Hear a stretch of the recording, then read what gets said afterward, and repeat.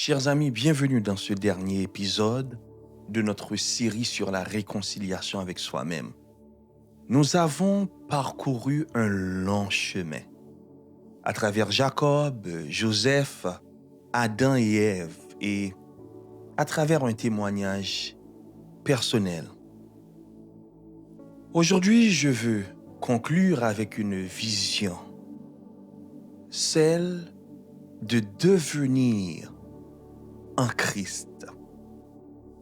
Un point de rupture et un point de départ pour t'aligner.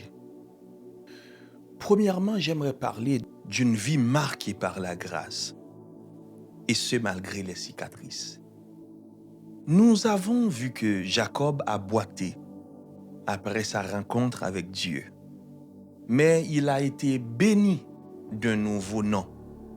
Joseph, à son tour, il a traversé la fosse, l'esclavage et la prison. Mais Dieu a fait de lui un instrument de salut et de délivrance intergénérationnelle. Adam et Ève, à leur tour, ont traversé un double deuil pénible, insoutenable et atroce. Mais Dieu leur a donné une nouvelle promesse. Ta vie ne sera probablement pas parfaite sur cette terre. Il restera des cicatrices. Tu pourras encore dire « je viens d'une famille compliquée » ou bien « j'ai vécu des choses difficiles » ou du moins « je porte encore certaines fragilités ». Mais j'aimerais te donner cette garantie aujourd'hui. Si tu laisses Dieu guérir ton cœur, tu pourras aussi dire « je ne marche plus comme avant ». Je ne suis plus celui ou celle que j'étais auparavant. Tu pourras aussi exclamer haut et fort « je ne suis plus celui ou celle que j'étais auparavant ». Tu pourras t'exclamer haut et fort « la grâce de Dieu a traversé mon histoire.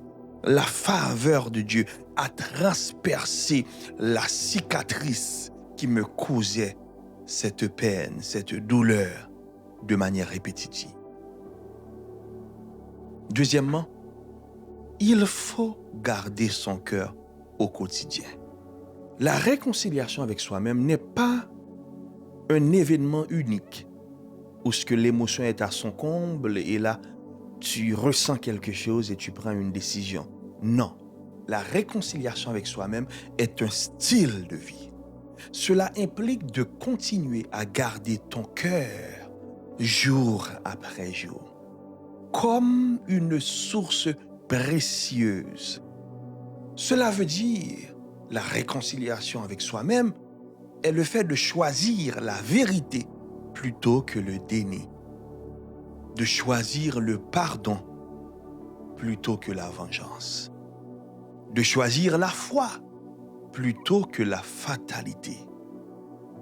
Il y aura encore des moments où les vieux réflexes de manière instinctive qui ont été logés dans le subconscient vont vouloir revenir.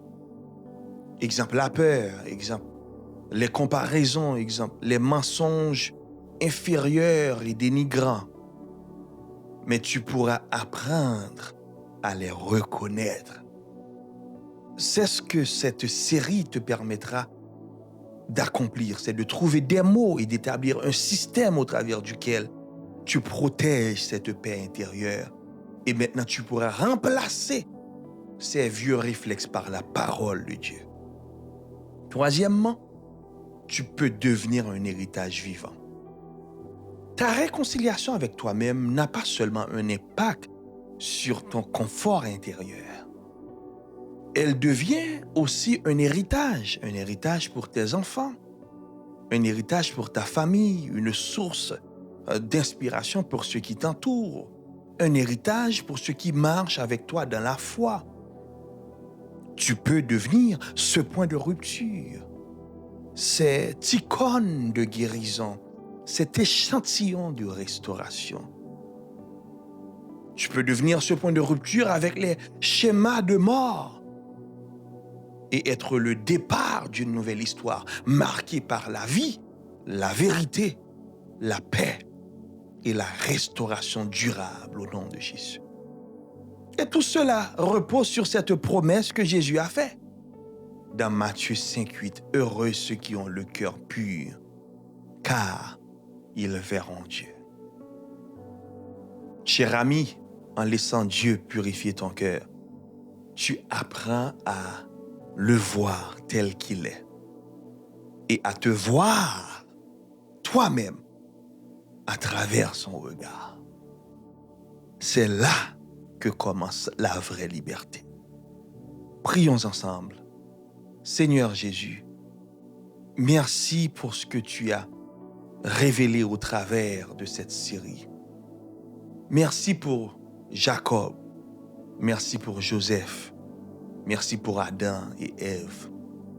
Et pour les témoignages de guérison que tu écris encore aujourd'hui. Je te remets mon cœur, cher Seigneur. Je remets entre tes mains mon passé, mon histoire familiale. Je te remets aussi ma descendance, mes enfants et ceux que j'influence. Fais de moi un point de rupture avec les schémas de mort et un point de départ d'une nouvelle histoire marquée par ta grâce. Aide-moi, cher Seigneur, à marcher chaque jour dans la vérité, dans le pardon, dans la paix. Que ma vie devienne un témoignage vibrant et vivant de ta réconciliation pour ma génération et pour celles qui suivront. Au nom de Jésus-Christ. Amen. Chers amis, ce fut un plaisir à nul autre pareil d'avoir eu l'opportunité de vous conduire au travers de ce cheminement des 12 épisodes sur la réconciliation avec soi-même. N'oubliez pas que ces épisodes ont été inspirés de mon livre « La réconciliation avec soi-même », guérir le cœur, la famille et les générations, qui est disponible depuis le 14 février 2026. Ce livre est disponible sur mon site internet et ce sera une grande bénédiction pour toi. N'oublie pas, je t'aime et reste à l'affût, car ta réconciliation sera une inspiration pour ta génération.